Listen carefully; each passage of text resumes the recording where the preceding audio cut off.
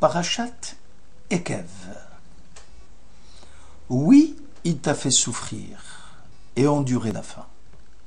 Puis il t'a nourri avec cette manne que tu ne connaissais pas et que n'avaient pas connu tes pères.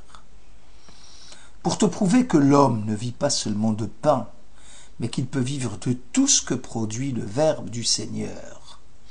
Deutéronome, chapitre 8.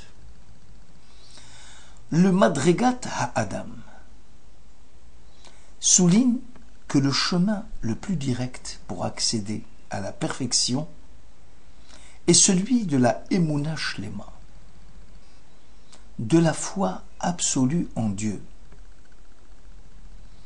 sans gros efforts ni sollicitude excessive de la part du croyant. Le Yalkut Shimoni, sur la section Béchalach, rapporte l'anecdote suivante. Au moment où Jérémie reprochait à Israël son manque d'enthousiasme pour l'étude de la Torah, le peuple répondit alors au prophète : « Mais comment allons-nous faire pour gagner notre vie ?» Alors Jérémie leur montra un bol de la manne, cette nourriture céleste du désert, et leur dit : « Voilà de quoi vivaient nos ancêtres qui s'adonnaient à l'étude de la Torah. Agissez de la sorte, afin que le Saint béni soit-il s'occupe à son tour de votre nourriture. » Le problème posé ici est celui de la genèse de la foi. Il n'est pas si simple de parvenir à la foi. Il nous faut, tout au long de notre vie, approfondir sans relâche notre sens du mystère. La foi ne peut pas s'enraciner profondément dans le cœur de l'homme que à partir du moment où celui-ci occupe constamment son esprit de Dieu.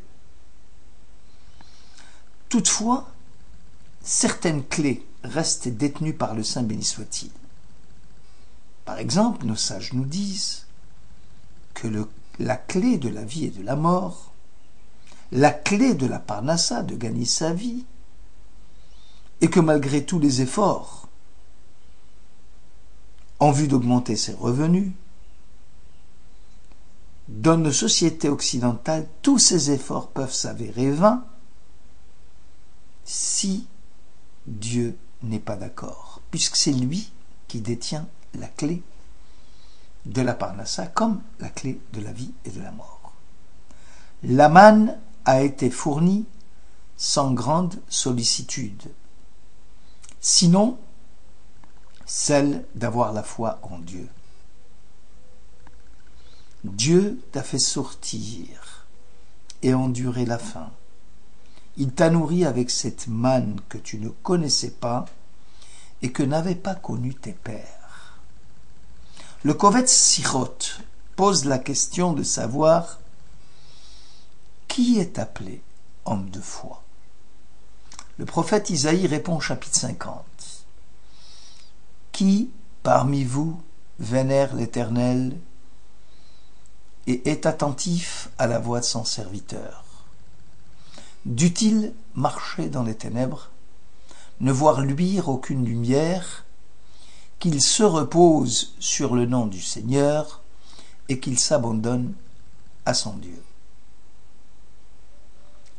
Seul celui, dit le prophète, qui a subi l'épreuve de marcher dans les ténèbres et qui ressent la difficulté de vivre dans le mystère de l'intuition religieuse, qui ne connaît point de succès dans sa démarche de foi et qui reste accroché fidèlement à la foi en Dieu, celui qui s'abandonne à lui totalement est digne d'être appelé Yéré Hachem, celui qui craint Dieu.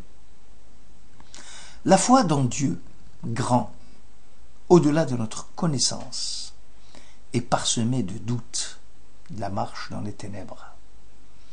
qu'il est très difficile de dissiper pleinement. Et pourtant le chemin tracé est celui de pénétrer, de percer les ténèbres de cet éloignement de Dieu. La difficulté de croire dans Dieu vivant, c'est qu'avant de saisir quelques lueurs de sa présence, il faut au préalable affronter les angoisses et les peines. Souvent, les Réchaïm, les mécréants, confondent foi et bigoterie, foi et superstition. C'est pour eux que le prophète Isaïe, au chapitre 63, s'écrit « Pourquoi, Éternel, nous fais-tu errer loin de tes voies ?» Tel est le chemin de la foi d'Israël. Chemin difficile, plongé dans les ténèbres. Et pourtant, Dieu qui demeure caché peut de temps à autre manifester quelques lueurs de sa présence. Ainsi, la foi en Dieu, selon le prophète Isaïe, c'est révéler ce qui est caché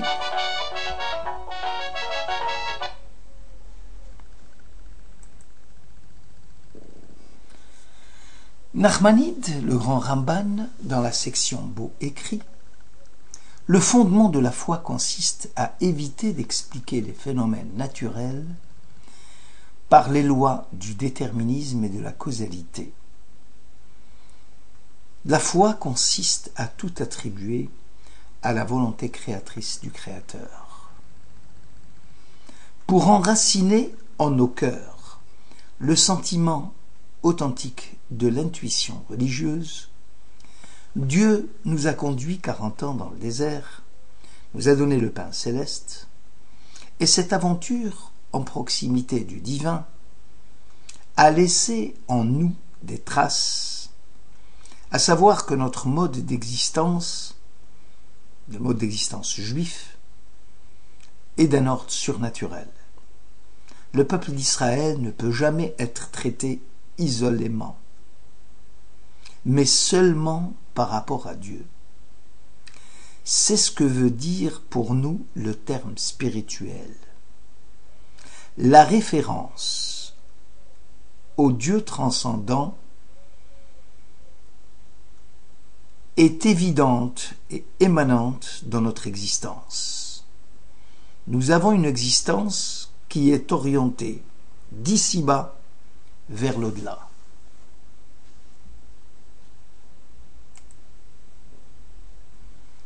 L'homme, dit la Bible, ne vit pas seulement de pain, mais qu'il peut vivre de tout ce que produit le Verbe de Dieu.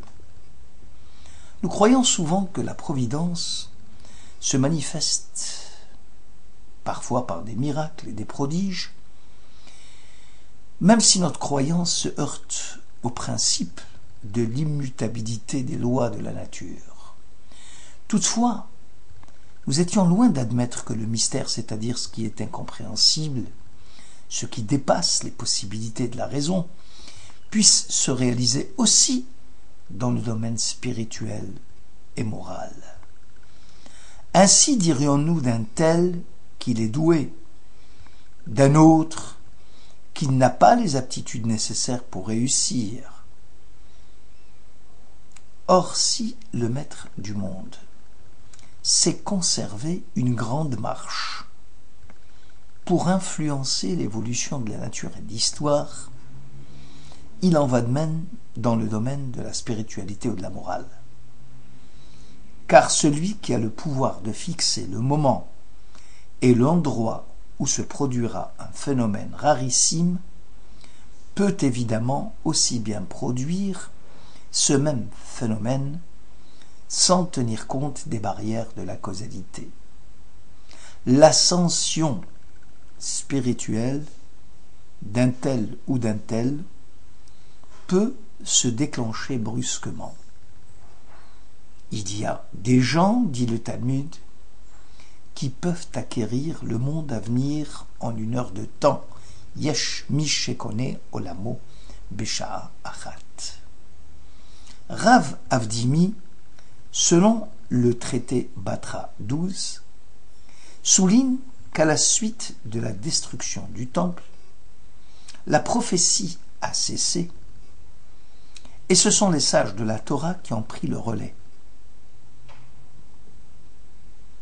Car ils sont aptes à déduire rationnellement ce qu'une personne morale n'est pas capable de faire par un raisonnement uniquement fondé sur des vérités logiques.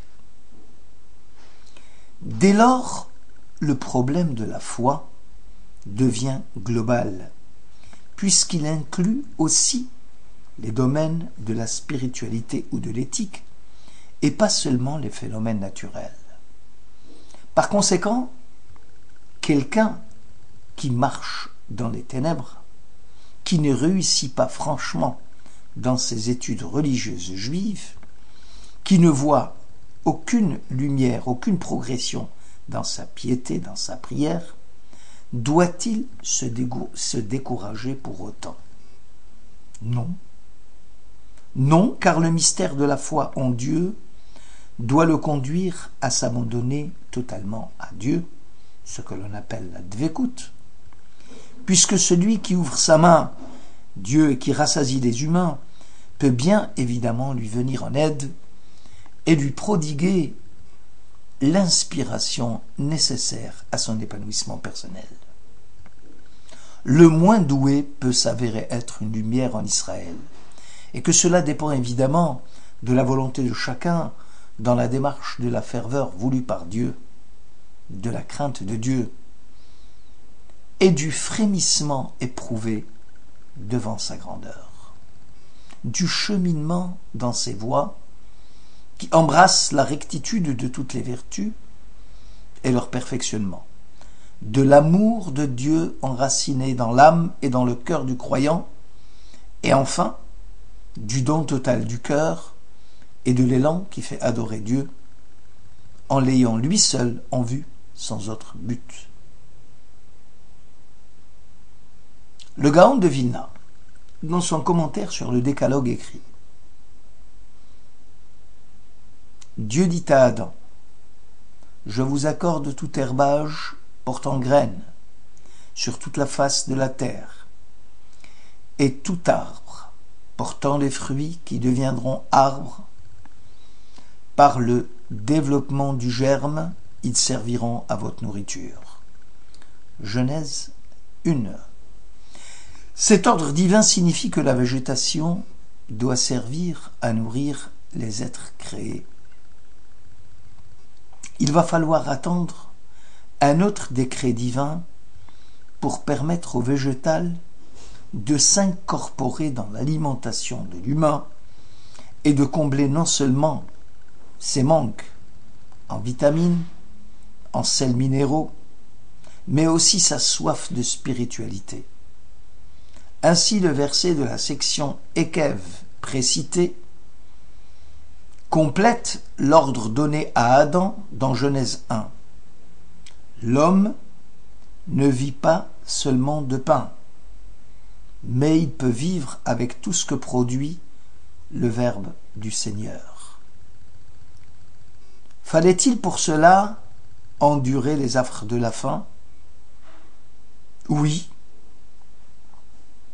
Oui, car celui qui cherche à parvenir à la béatitude éternelle et souhaite ardemment s'abriter sous les ailes de Dieu, en s'affamant, en renonçant aux satisfactions éphémères que nous propose le monde, celui-là est certain